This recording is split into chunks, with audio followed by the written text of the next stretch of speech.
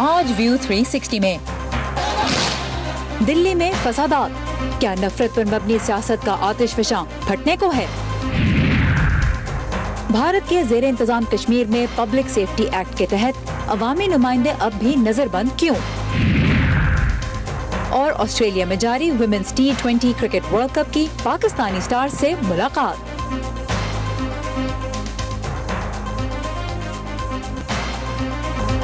Voice of America के Washington studio में आप सबको खुशामदीद। व्यू 360 के साथ मैं हूं सारा जमान।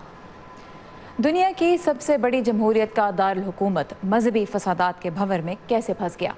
इस हफ्ते मोदी हुकूमत की कोशिश तो ये थी कि सदर ट्रंप का शानदार इस्तकबाल दुनिया भर की तवज्जो हासिल करे, लेकिन हेडलाइंस बन गई दिल्ली की 35 लाशें। दुनिया ने देखी जली हुई मसाजिद और तबाहशुदा अमलाक और जान बचाने के लिए भागते मुसलमान खानदान। वज़ीर आज़म नरेंद्र मोदी ने तो मुसलमान महाजरीन और पनाहगज़ीनों के लिए शहरियत के दरवाजे बंद करके इंतखाबी वादा पूरा किया, लेकिन मुखालिफिन का इल्ज़ाम है कि बीजेपी भारत को हिंदुओं का मुल्क बनाने का ख्वाब पूरा करने की कोशिश में है। तो क्या दिल्ली की गलियां उस ख्वाब की ताबीर दिखा रही हैं? 3 रोज़ के दौरान दिल्ली वालों ने क्या देखा, आइए आज सबसे पहले वो देखते हैं। आसमान पर उठते काले धुएं के बादल, गलियों में पड़ी जली हुई अशिया और पुलिस की भारी नफरी, ये दिल्ली के मुस्लिम अक्सरियती इलाके के मनाजिर हैं, जहां मुश्तिल हिंदुओं ने एक मजार के अलावा मुसलमानों की दुकानों और इमलाक को नजरे आतिश किया। मुझे ये लग रहा था कि ये लोग मुझे छोड़ेंगे नहीं, मार देंगे, और मुझे बचने का नहीं है, क्योंकि जिस तरीके से वो लोग मुझ पर धार्मिक नारेबाजी, जय श्री राम, मारो मुल्ला को, अकेला देख के मुझे, मतलब टोपी देख के, दाढ़ी देख के और कुर्ता शलवार देख के, एक मुसलमान देख के। बीजेपी हुकूमत के मुतनाज़िर शहरियत बिल के खिलाफ भारत में जारी मुजाहिरों में अमेरिकी सदर डोनाल्ड ट्रंप के दौरे के दौरान तेजी आई थी। अब ये मुजाहिरीन दिल्ली में मुसलमान आबादी पर होने वाले हमलों के लिए हुकूमत को जिम्मेदार ठहरा रहे हैं। मैं यहाँ वज़ीर दाखिला के किरदार की मजम्मत करने के लिए मौजूद हूँ। हमने उनकी क़यादत में दिल्ली को जलते हुए देखा है। एक ऐसा एहतजाज जो मुकम्मल तौर पर पुरअमन था, उसे जानबूझकर एक मंसूबे के तहत फिरका वाराना शक्ल दी गई है। मुताद्दिद हलाकतों के बाद भारतीय वज़ीर आज़म नरेंद्र मोदी ने बिल आखिर खामोशी तोड़ते हुए अपने ट्विटर बयान में आवाम से पुरसुकून रहने की अपील की है। भारत में कौमी सलामती के मुशीर अजीत डोभाल ने दिल्ली के मुतासिरा इलाकों का दौरा किया। दोनों कम्युनिटी के लोग, सब लोग इसके साथ में वो हैं, और यहाँ पर पुलिस बिल्कुल तैनात है, बिल्कुल अलर्ट है और बड़ी मुस्तैदी के साथ अपना काम कर रही है। लेकिन हुकूमती यकीन दहानियों के बावजूद दिल्ली में हालात अब भी कशीदा हैं और मुतासिरा इलाकों के मकीन खौफ का शिकार हैं। दंगा एकदम से शुरू हुआ, आगजनी शुरू हो गई और ये गाड़ी वाड़ी यहाँ खड़ी थी, जला दी, तो लोग घर से बाहर नहीं निकल रहे थे डर के मारे। रात भर भी कुछ लोग गलियों में सोए तक नहीं, और अब भी लोग नहीं निकल रहे हैं, ज़्यादातर घरों में ही हैं, ड्यूटी नहीं गए, कोई लोग काम पे भी नहीं जा रहे सब। दिल्ली के कशीदा इलाकों में मजीद फसादात के खतरे के पेश नज़र पुलिस और नीम फौजी दस्तों की तादाद में इजाफा कर दिया गया है। बीजेपी हुकूमत ने दिसंबर में मुतनाज़िर शहरियत बिल पेश किया था, जिसके तहत मुस्लिम अक्सरियती हमसाय ममालिक से भारत हिजरत करने वालों को शहरियत दी जाएगी, तहम इसका इतलाक मुसलमानों पर नहीं होगा। नाक़दीन इस बिल को भारतीय सेक्युलर दावे के मुनाफी और मुस्लिम मुखालिफ करार दे रहे हैं। Pfizer Bukhari, voice of America. तो 3 दिन की सूरत हाल का खुलासा आपने देखा। इस वक्त सूरत हाल कैसी है, ये जानने के लिए हम बात करेंगे दिल्ली में मौजूद हमारी नुमाइंदा रितुल जोशी से। रितुल, सबसे पहले तो यही बताइए कि अमन को कायम रखने के लिए अब क्या किया जा रहा है? देखिए, अब अगर आप पूरे नॉर्थ ईस्ट दिल्ली के इलाके में जाएंगी, स्पेशली वो इलाके जहाँ रात हुए थे, जो पूरा करावल नगर का एरिया है या फिर मौजपुर या जाफराबाद जैसी जगहें जहाँ मैं खुद गई थी, बहुत जबरदस्त पुलिस की तैनाती है। और बार बार बीच में हमने देखा कि सीनियर ऑफिसर्स आ रहे थे, इलाके का दौरा कर रहे थे। सेक्शन 144 वहाँ पे लगा हुआ है और एहतियात के तौर पे दुकानें और इलाका पूरा बंद है। तो इस वक्त अगर आप पुलिस प्रेजेंस के लिहाज से देखें तो एक काम तो नजर आता है सारा, लेकिन बहुत टेंस है सब कुछ वहाँ पर।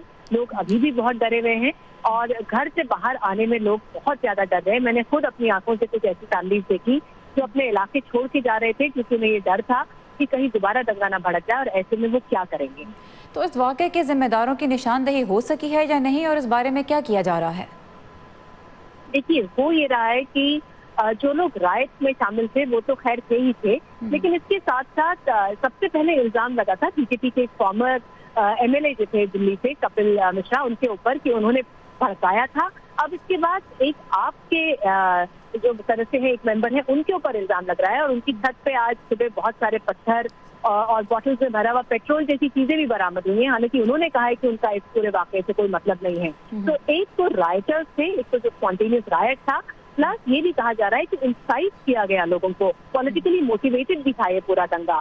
अभी फिलहाल पुलिस ने किसी को हिरासत में लेके कोई कार्रवाई तो नहीं शुरू की है, लेकिन कहा यही जा रहा है कि पुलिस अब बड़ी मुस्तैदी से तैनात है और जल्द से जल्द इन लोगों को पकड़ा जाएगा। लेकिन जिस तरह से पूरा सिस्टम चलता है सारा, कि सभी मान के चल रहे हैं कि शायद इसमें वक्त लगेगा। अच्छा, एक चीज़ जो मैं जानना चाहूँगी, हम देख रहे थे आज कि दिल्ली की जो हुकूमत है वो मुतासरीन को एक तो हर्जाना अदा कर रही है, लेकिन दूसरी तरफ एक जज ने, दिल्ली हाई कोर्ट के एक जज ने बीजेपी के खिलाफ जब वो बोले तो उनकी ट्रांसफ़र कर दी गई है, उसके ऊपर भी लोग नाराज़ हैं। ये थोड़ा सा बताइए, ये क्या हुआ है?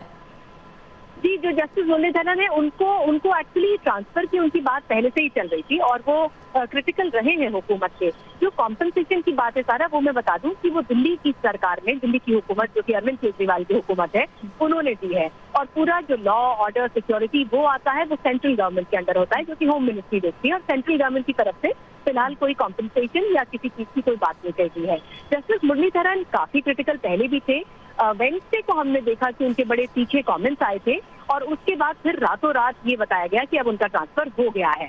तो इसको लेकर पूरी तरह से इसको भी पॉलिटिकली मोटिवेटेड, और एक तरह से ये कहा जा रहा है कि जो भी यहाँ पर क्रिटिसिज्म करता है उसका मुंह बंद करा दिया जाता है। ऐसा इस वक्त बहुत जबरदस्त तनकीद के तौर पे सामने आ रहा है सारा। और राइट, रितुल जोशी हमारे साथ बजरिया फ़ोन थी दिल्ली से और हमें ताज़ा तरीन सूरत हाल से आगाह करी थी। Thank you very much Ritul. अब बात यह है कि सूरत हाल ब्लैक एंड वाइट नहीं है। मुसलमानों की हिमायत में हिंदू भी बाहर निकल रहे हैं और बाज़ हल्कों का ख़ासतौर पर दिल्ली में जो फसादात हुए इसके बारे में ये भी कहना है कि बलवाइयों में मुसलमान भी शामिल थे दूसरी जानिब से। तो जैसा मैंने कहा, ब्लैक एंड वाइट सिचुएशन नहीं है, बहुत से ग्रे एरियाज़ हैं। लेकिन जो एक बड़ा सवाल इस सब में से निकलता है वो ये है कि क्या भारत की जो मजहबी तौर पे एक सेक्युलर मुल्क होने की, मुतनव्व मुल्क होने की जो शनाख्त है, क्या वो ख़तरे में है? उसी बारे में हम मज़ीद बात करेंगे। इस वक्त स्टूडियो में मेरे साथ मौजूद हैं तज्ज़ियाकार अजित शाही, जो कि एक सोशल एक्टिविस्ट भी हैं और रिलीजियस बुनियादों पर जो मसाइल होते हैं उनके बारे में एडवोकेसी और एक्टिविज़म में शामिल रहते हैं। आप अजित शाही, बहुत शुक्रिया। हमने देखा मोदी हुकूमत, जब मोदी साहब वज़ीर आला थे गुजरात के, तब गुजरात में राइट्स हुए थे और 1000 के करीब लोग मारे गए थे, उनमें अक्सरियत मुसलमानों की थी। अब दिल्ली में राइट्स हुए हैं, यहाँ पे भी निशाना मुसलमान है। क्या सिमिलरिटीज़ और क्या डिफरेंसेस देखते हैं आप?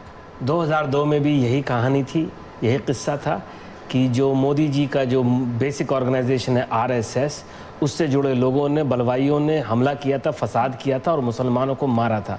2020 में दिल्ली में भी वही कहानी हुई है, लेकिन दोनों वाक़यों में एक बुनियादी फ़र्क है। 2002 में जो दंगा हुआ था वो स्ट्रेटेजिक था। आज जो दंगा हो रहा है वो दंगा डेस्परेशन का है, क्योंकि पिछले 2 महीने से मुसलमानों ने, लाखों मुसलमानों ने हिंदुस्तान की सड़कों पर उतर के और मुखालफत अपनी जाहिर की है। जो citizenship law CAA, citizenship amendment act Modi सरकार लेकर आई है, उसके खिलाफ। और मोदी साहब को ये समझ में नहीं आ रहा है कि इससे कैसे निपटा जाए, और ये दंगा उसी का नतीजा है। ये भी आपको मैं बता दूं, एक बुनियादी फ़र्क और है 2002 और 2020 के बीच में, कि 2002 में जो इन्होंने दंगा किया था उसके बाद मुसलमान खौफज़दा हो गए थे, मुसलमानों में खौफ फैल गया था पूरे हिंदुस्तान में। आज मुसलमान में खौफ नहीं है, गुस्सा है, क्योंकि उनके ऊपर जो हमला किया जा रहा है उनको नेस्तनाबूद करने के लिए किया जा रहा है, और क्योंकि वो खौफज़दा नहीं है इसलिए मोदी जी की ये टैक्टिक भी फेल हो जाएगी। अच्छा, आज एनिवर्सरी है जो गुजरात में फसादात हुए थे उनकी, 27 फरवरी को। मोदी साहब तो फिर भी इलेक्ट हो गए थे उसके बाद, तो उनका जो इमेज है या उनकी जो पॉलिटिकल लेगेसी है, क्या उस पर किसी किस्म का फ़र्क अब पड़ेगा? क्योंकि जब 1000 हलाकतों के बाद वो मुल्क के वज़ीर आज़म बन गए, दूसरी बार इलेक्ट हुए इतने भारी मैंडेट के साथ, तो दिल्ली में अगर 35 अफराद हलाक होते हैं तो उसका मोदी जी के इमेज पर और उनकी हुकूमत पर क्या असर पड़ता है? तो जो मोदी जी के चलते 2002 में गुजरात में फसादात हुए थे, उसके बाद 12 साल बाद मोदी वज़ीर आज़म बने थे और उसकी तमाम वजूहात थी। सिर्फ ये नहीं था कि वो दंगे उन्होंने कराए थे। हाँ, ये ज़रूर सही है आपकी बात कि हिंदुस्तान में हिंदुओं के एक तबके पर मोदी जी ने इस तरह से जादू करके कायम अपना कब्जा किया हुआ उनके दिमाग पर, दिल और दिमाग पर, क्योंकि वो उनको देखते हैं कि ये मुसलमानों को ख़त्म कर देंगे। ये उनको समझा जाता है कि बहुत बड़े मसीहा हैं ये। लेकिन आज जो हाल है हिंदुस्तान में, मोदी पूरी तरह एक्सपोज हो चुके हैं। आपने अभी थोड़ी देर पहले आपने अपने इसी प्रोग्राम में अजीत डोवाल जो नेशनल सिक्योरिटी एडवाइजर है उनका उनका और देखिएगा सोशल मीडिया पे चल रहा है इस समय, जिसमें वो वहाँ पे गश्त लगाने गए हुए हैं, लोगों से मिलने गए हुए हैं, और बजाय इसके कि डरे हुए मुसलमान हो, मुसलमानों ने उनका वहाँ पर इतनी जोर से उनको डांटा है और बोला है कि ये आरएसएस फैल गया है। ये अमित शाह तक का नाम लिया है। एक आम मुसलमान कह रहा है उनको कि अमित शाह करा रहा है, जो हिंदुस्तान के जो होम मिनिस्टर हैं कि वो करा रहे हैं, वजीर दाखिला जो हैं वो करा रहे हैं। तो और उसके बाद अजीत डोभाल वहाँ से भाग खड़े हुए, तो ये इनके लिए बहुत मुश्किल होगा पार पाना है। ये बताइए, मुस्लिम मुखालिफ बयानात या स्ट्रैटेजी जो है उसके लिए सपोर्ट क्यों है? क्योंकि मुसलमान तकरीबन 14% हैं भारत की आबादी का, तो उनसे क्या ख़तरा महसूस होता है और उस ख़तरे के बारे में अवाम क्यों कन्विंस्ड हैं जो मोदी हुकूमत की इन पॉलिसीज़ की हिमायत में सड़कों पर निकलते हैं? अवाम उससे कन्विंस नहीं है, अवाम का एक हिस्सा उनसे कन्विंस्ड है, और क्योंकि वो हिस्सा इस्लामोफोबिक है। हम ये जानते हैं, हम ये मानते हैं, मेरे जैसे लोग ये मानते हैं कि 1947 के समय इस्लामोफोबिया हिंदू फोबिया दोनों था अलग अलग हलकों में हिंदुस्तान के जो अवाम थी। और उसके बाद आज की तारीख में हिंदू फोबिया मैं नहीं मानता कि हिंदुस्तान में है। हाँ, इस्लामोफोबिया हम मानते हैं कि है, कुछ सेक्शंस में, हिंदुओं के सेक्शंस में है। मोदी हिंदुस्तान में 80% हिंदू हैं, लेकिन मोदी को 2019 में वोट सिर्फ 38% मिला था, यानी आधे से ज़्यादा हिंदुओं ने भी इनको वोट नहीं दिया था। डाला। अच्छा, मोदी हुकूमत पे तो क्रिटिसिज्म हो रहा है, आपने भी कहा, लेकिन जब हम दिल्ली की सूरत हाल देखते हैं तो हम देखते हैं कि जो लॉ एनफोर्समेंट के इदारे थे, पुलिस वाले खड़े रहे, लॉ एनफोर्समेंट इफेक्टिव नज़र नहीं आई। अपोजिशन जमातें, वैसे तो इस वक्त अपोजिशन बहुत वीक है भारत की पार्लियामेंट में, लेकिन उन पर भी ये तनकीद की जा रही है कि उनके लीडर्स नहीं बाहर निकले, उन्होंने लोगों को काम रहने की या सपोर्ट कह लीजिए, जो विक्टिम्स बन रहे थे इस सारी सिचुएशन के, उनको सपोर्ट नहीं प्रोवाइड की। तो क्या मोदी हुकूमत पर ही इल्ज़ाम देना दुरुस्त है? क्योंकि ये हल्के भी तो हैं जिनकी जिम्मेदारी है अमन अमान रखना। Police directly home minister Amit Shah के अंडर है, उनको रिपोर्ट करती है। उन्होंने आज तक पिछले 2 महीने में दिल्ली की पुलिस ने इतनी बर्बरता से हमला किया है। पहले जेएनयू जवाहरलाल नेहरू यूनिवर्सिटी पे किया, अलीगढ़ मुस्लिम यूनिवर्सिटी पे किया, प्रोटेस्टर्स पे किया, पीसफुल प्रोटेस्टर्स जो खामोशी से अपने विरोध दिखा रहे थे, और ये काम सीधे सीधे अमित शाह करा रहे हैं। ये हमको ये समझना होगा बहुत साफ तौर पे कि पुलिस, आप ये देखिए, पूरे दिल्ली में मुसलमान रहते हैं और पूरे दिल्ली में हिंदू रहते हैं, सिर्फ इन्हीं 3-4 इलाकों में क्यों हमला हुआ? क्योंकि ये लोग बाहर से भेजे गए थे। ये आरएसएस बीजेपी के लोग हैं जिन्होंने ये हमला करवाया है, और पुलिस खड़ी नहीं थी, पुलिस उनके साथ मिलकर हमला कर रही थी, मिलकर फसाद कर रही थी। चुन चुन कर मुसलमानों के घरों को टारगेट किया गया, चुन चुन कर मुस्लिम मोहल्ले को टारगेट किया गया। और इस बारे में देखते हैं कि तहकीकात से क्या सामने आता है, क्योंकि हुकूमत ऐसी जो तनकीद जो आप कर रहे हैं इसको डिनाई करती है, और उनका यही, जिस तरह से हमने देखा भी, अजीत डोभाल भी कहते हैं कि पूरी मुस्तैदी से काम हो रहा है। तो ये देखते हैं कि मोदी हुकूमत की साइड से और खासतौर पर अमित शाह और अजीत डोभाल इनकी साइड से क्या बात सामने आती है। बहरहाल जो अरविंद केजरीवाल की हुकूमत है उस पर भी तनकीद हो रही है, जिस तरह ऋतुल जोशी ने हमें बताया कि शहर में हुकूमत तो उनकी है, हरजाना वो लोगों को दे रहे हैं। सो इट्स वेरी कॉम्प्लिकेटेड कि इन रियलिटी क्या फैक्ट्स सामने आ पाते हैं, क्या पब्लिक होता है और क्या पब्लिक नहीं होता। एक चीज़ जो हम देख रहे हैं पिछले कई महीनों से कि मुसलमानों के साथ साथ हिमायत में बहुत से हिंदू भी खड़े हुए हैं, हर शहर में सड़कों पर बाहर निकले हैं। ये चीज़ कितनी इफ़ेक्टिव होगी और कितनी ज़रूरी है, ये भारत के एक तो जो सोशल फैब्रिक है उसके बारे में हमें क्या बताती है, और फिर इसका असर कितना हो सकता है, कितनी मौसर हो सकती है? हिंदुस्तान का हिंदू एंटी मुस्लिम नहीं है। हिंदुस्तान में जो आरएसएस के लोग हैं, संघी हैं, बीजेपी है, वो एंटी मुस्लिम है। हिंदुस्तान का हिंदू और हिंदुस्तान का मुसलमान पिछले 70 साल से एक साथ मिलकर रहते आए हैं। हर बार ये दंगा संघी कराते हैं और हर बार ये साबित हो जाता है कि ये दंगा संघियों ने कराया है। आज की तारीख में पुलिस नहीं, अदालत भी जाकर जो है सरकार के साथ मिल चुकी है, और जिस जज की आपने बात पहले की जिसका तबादला कर दिया गया, उसने फौरन इनके ऊपर एफआईआर करने के आदेश दिए थे, रूलिंग की थी, लेकिन आज की तारीख में उनको हटा के दूसरे जो जज आए हैं उन्होंने 4 हफ्ते बाद की डेट दे दी है। ये सवाल बड़ा सिंपल है, हमारे हिंदुस्तान में हिंदू और मुसलमान एक साथ मिलकर रहते हैं और रहना चाहते हैं। ये हुकूमत है जो उनको अलग करना चाहती है, उनको लड़वाना चाहती है, और इस्लामोफोबिया के चलते मुसलमानों को टारगेट करती है। तो अब ये देखते हैं कि जो 3 दिन तक फसादात रहे दिल्ली में, जिनमें 35 अफराद हलाक हो गए, उनके बारे में क्या तहकीकात होती हैं, क्या सामने आता है, किनको जिम्मेदार करार दिया जाता है, और फिर जिनको जिम्मेदार करार दिया जाता है उन्हें क्या सज़ा दी जाती है। अजय शाही हमारे साथ थे, बहुत शुक्रिया आपके वक्त का। भारतीय दारुल हुकूमत की सूरत हाल के बारे में मुल्क के अंदर और बाहर बहुत तफसीली मालूमात आपको मिलेंगी हमारे facebook.com/VOA उर्दू के पेज पे। ट्विटर पे भी आप हमें ताज़ा तरीन अपडेट्स के लिए फॉलो कर सकते हैं, हमारा हैंडल है @urduvoa। भारतीय हुकूमत अपने ज़ेर इंतज़ाम कश्मीर में एक ऐसे सख्त गिर कानून को सियासी मुखालिफिन के खिलाफ लगातार इस्तेमाल कर रही है जिसे इंसानी हुकूक की आलमी तंजीम एमनेस्टी इंटरनेशनल एक लॉलेस लॉ करार देती है। पब्लिक सेफ्टी एक्ट, इसके तहत 5 अगस्त से अब तक मोदी हुकूमत के मुताबिक ही तकरीबन 450 अफराद को हिरासत में लिया गया है। दर्जनों रिहा हो चुके हैं, लेकिन 3 साबिक वज़ीर आला फारूक अब्दुल्ला, उमर अब्दुल्ला और महबूबा मुफ्ती समेत बहुत से अफराद अब भी नज़रबंद हैं। तो नई दिल्ली की जानिब से इस कानून के इस्तेमाल को वादी कश्मीर के अंदर कैसे देखा जा रहा है, इस बारे में आज देखते हैं श्रीनगर से जुबैर डार के साथ यूसुफ जमील की ये रिपोर्ट। भारतीय ज़ेर इंतज़ाम कश्मीर में पब्लिक सेफ्टी एक्ट या PSA के तहत किसी भी शख्स को मुकदमे के बगैर 6 माह से 2 साल तक कैद किया जा सकता है। 42 साल कबल इस कानून को जंगलात की गैर कानूनी कटाई और लकड़ी की स्मगलिंग रोकने के लिए ज़रूरी करार देकर लागू किया गया था, लेकिन सभी हुकूमतों ने इसे सियासी मुखालफिन की आवाज़ दबाने के लिए खुलकर इस्तेमाल किया। इनमें वो तीनों साबिक वज़ीर आला भी शामिल हैं जो आज खुद पब्लिक सेफ्टी एक्ट के तहत नज़रबंद हैं। भारतीय हुकूमत ने हाल ही में पार्लियामेंट को बताया कि इस वक्त जम्मू कश्मीर में कुल 389 अफराद PSA के तहत कैद हैं। PSA ऐसे किसी को लगता नहीं है जब तक कोई वो नहीं होता है, उसकी कोई फुटिंग नहीं होती है। कुछ फुटिंग के आधार पर ही सरकार ने PSA लगाया होगा, ऐसा नहीं लगता है किसी के ऊपर PSA ऐसा कोई कानून नहीं कि उठाकर लगा दिया किसी को। PSA और इसके मुबैना बेदरेग इस्तेमाल पर मकामी सियासी हलके ही नहीं, इंसानी हुकूक की बैनुल-अक़वामी तंजीमें भी सख्त तनकीद करती आई हैं।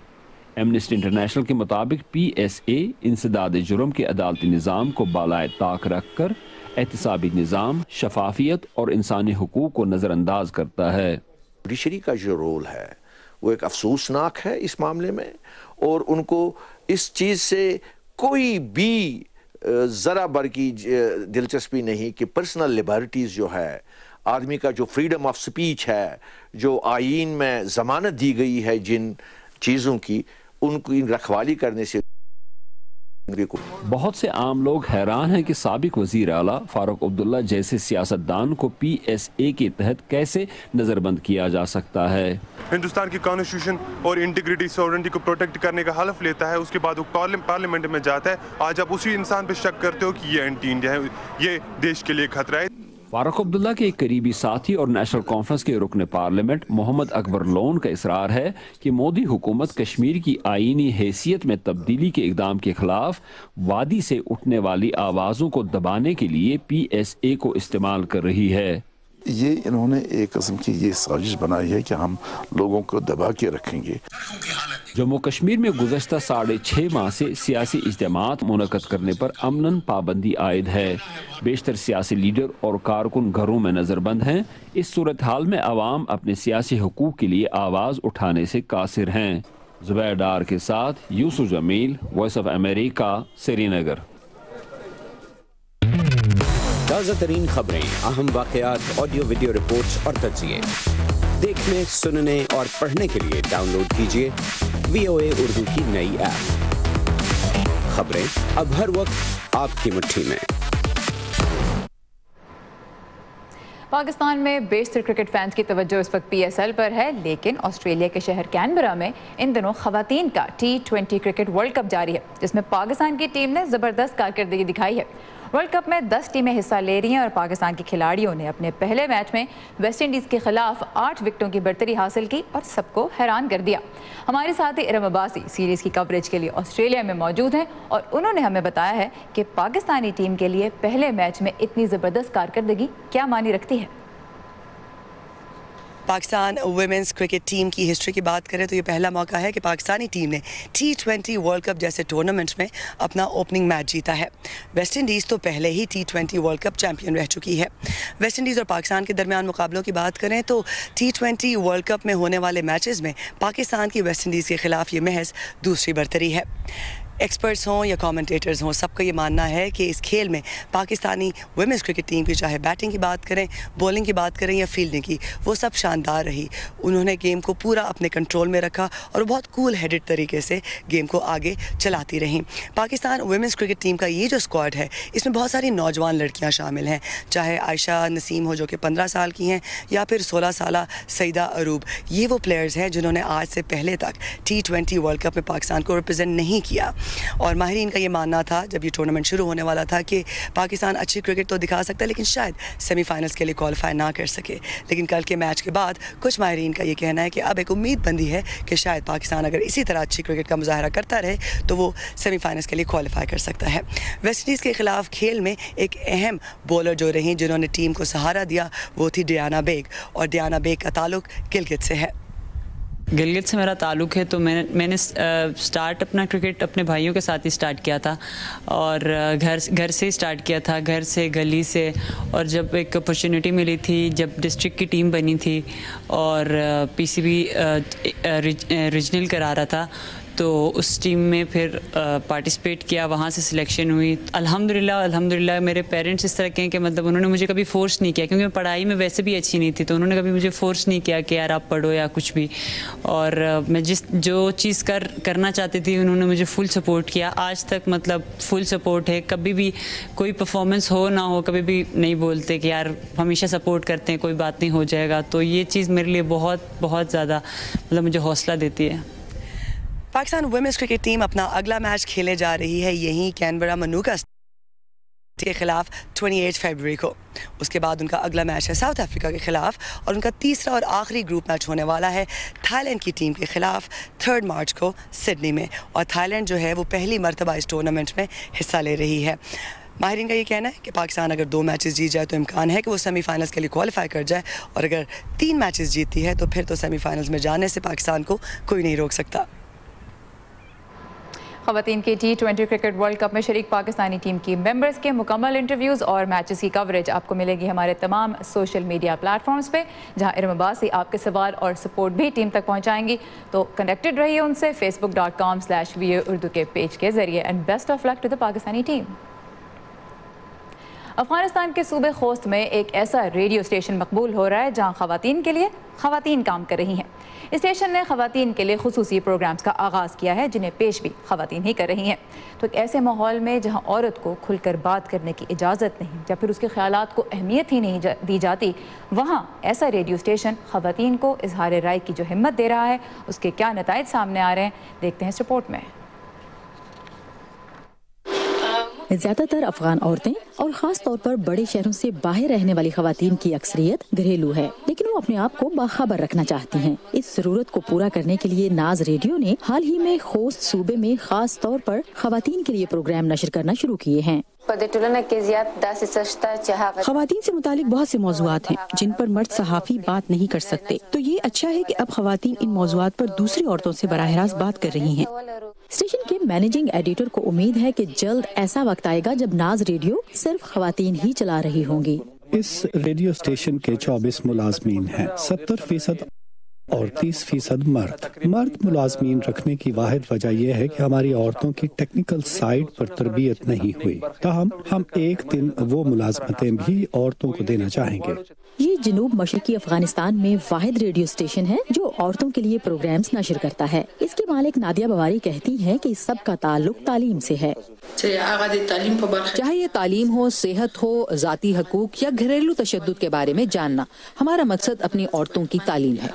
नादिया बवारी और नाज रेडियो के स्टाफ को उम्मीद है कि उनकी कोशिशों से अफगान ब्रॉडकास्टिंग में तब्दीली आएगी। इब्राहिम रहीमी के साथ सादिया ज़िब्रांझा, वॉइस ऑफ अमेरिका। ये था आज का व्यू 360। facebook.com/VOA उर्दू के पेज के जरिए आप जब चाहें हमसे कनेक्ट कर सकते हैं। ट्विटर और इंस्टाग्राम पे भी आप हमें ज़रूर फॉलो कीजिए। हमारे हैंडल्स हैं @UrduVOA। सारा ज़मान को इजाज़त दीजिए। खुदा हाफ़िज़।